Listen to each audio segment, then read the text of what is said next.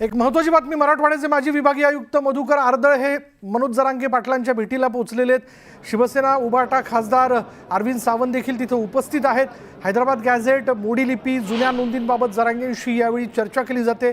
जुने संदर्भ कागदपत्र घेऊन जरांगेंसोबत यावेळी चर्चा सुरू आहे आणि त्याचीच ही थेट दृश्य आपण बघतोय। मराठवाड्याचे माजी विभागीय आयुक्त मधुकर आर्दळ हे मनोज जरांगेंच्या भेटीला पोहोचल्याचं कळतंय। या दृश्यांमध्ये आपण बघू शकतो त्यांच्या शेजारी असलेली जी व्यक्ती आहे ते मराठवाड्याचे माजी विभागीय आयुक्त मधुकर आर्दळ आहेत आणि त्याचबरोबर शिवसेना उभाटा गटाचे खासदार अरविंद सावंत देखील तिथे उपस्थित आहेत। अधिक माहिती आपण जाणून घेणार आहोत। आमचे प्रतिनिधी श्रीकृष्ण आवटे आपल्या बरोबर आहे। श्रीकृष्ण, या भेटीमागे नेमकं कारण काय?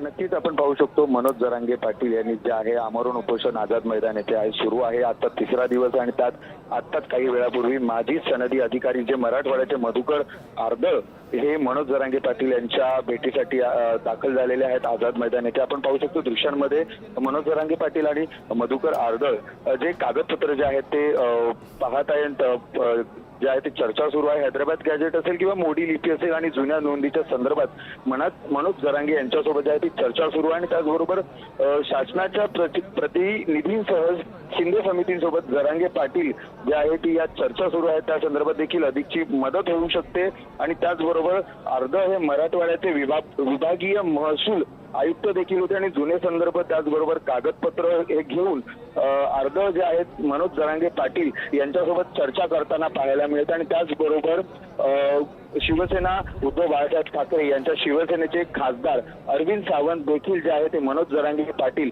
यांच्या भेटीसाठी आपल्याला आलेले पाहायला मिळतात आणि त्याचबरोबर मधुकर आर्दळ आणि जरांगे पाटील हे संपूर्ण कागदपत्र घेऊन जे आहे ते चर्चा करताना आपल्याला दृश्यांमध्ये पाहायला मिळतात।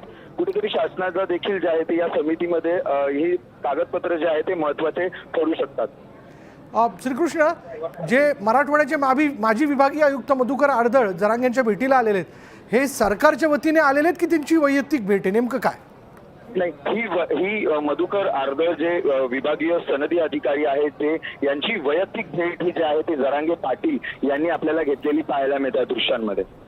बर, यावेळी नेमकी कोणकोणत्या मुद्द्यांवर चर्चा केली जाते याबद्दल काही कळू शकले का?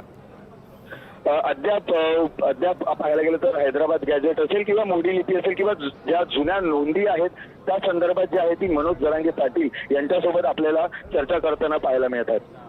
बर, यावेळी शिवसेना उभाटा गटाचे खासदार अरविंद सावंत देखील इथं उपस्थित आहे। श्रीकृष्ण,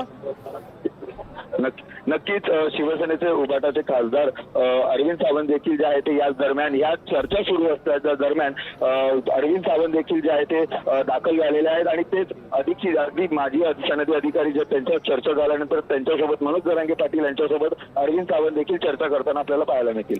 आपण असं म्हणायचं का की जे माजी विभागीय आयुक्त मधुकर आर्दळ आहेत, म्हणजे माजी सनदी अधिकारी, ते भले आता सरकारच्या सेवेत नसले पण मनोज जरांगेंच्या वतीने जर उद्या कुठलं शिष्टमंडळ सरकारकडे चर्चेला जातं तर त्यामधले देखील हे एक प्रतिनिधी असू शकतात, तसे काही तर्कवितर्क लावले जातात?